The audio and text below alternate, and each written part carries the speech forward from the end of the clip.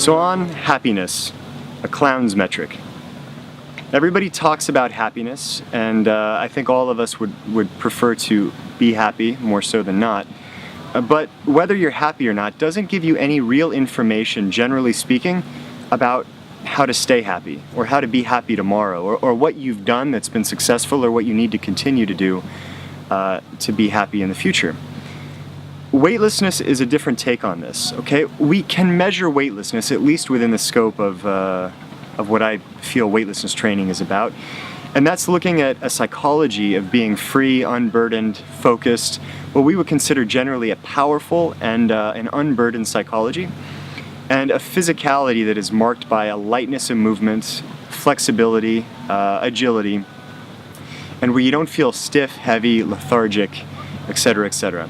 And this can actually be measured and quantified by your strength to weight ratio, meaning how strong are you relative to your weight? Because the stronger that you are, the easier it is for you to move.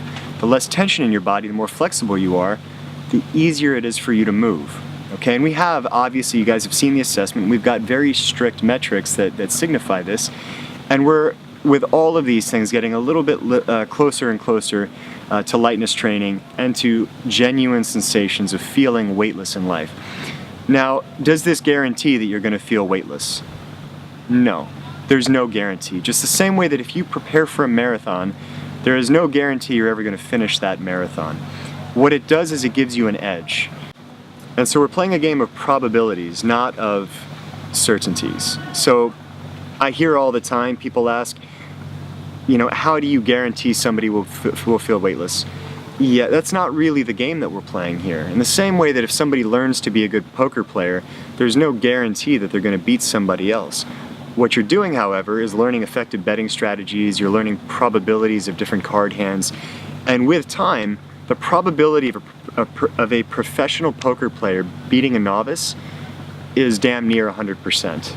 But it doesn't mean they're going to beat that person every single hand or every time, okay? In the same way that we cannot guarantee that you're going to feel weightless every day in your life, okay? But what we are trying to do through these metrics and through weightlessness training is to remove one by one the inhibitors of weightlessness.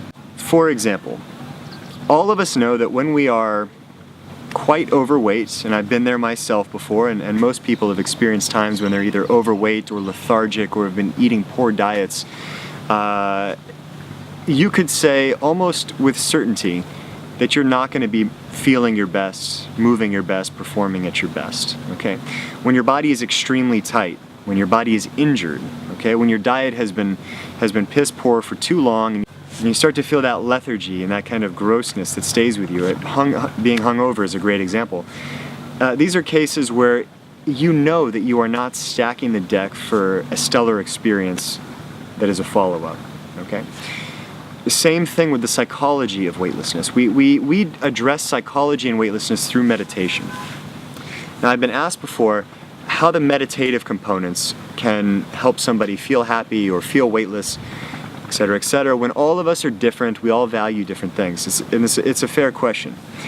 Now, what meditation does at its core is deconstruct the things that lead us away from feeling happy, lead us away from feeling weightless. For example, we all have constructs, paradigms, and worldviews.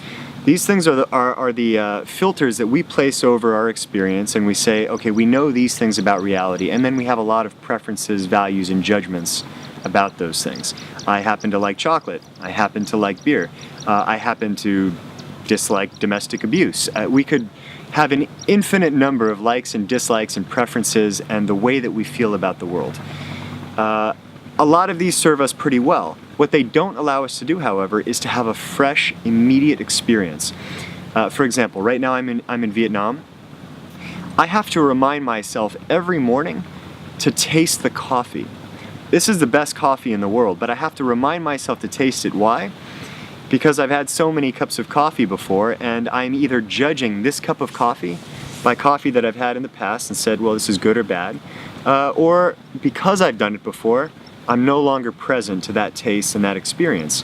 My immediate experience is me tasting coffee. my mind is somewhere else, thinking something else, talking to my girlfriend, watching people walk by, any number of things, but it is not here with my immediate action in full presence. It's either judging or it's off somewhere else, okay? Now, that's a cup of coffee. Imagine how that works when your wife or your spouse or your husband is talking to you and your mind is doing the same thing. When you're at work and you're trying to solve a creative problem and your mind is doing the same thing. When you're an athlete or an artist or a musician and your mind is doing the same things. Okay, so we can see pretty clearly that the importance of being able to have a fresh, unique, and unfiltered experience is critical for tasting and experiencing real life.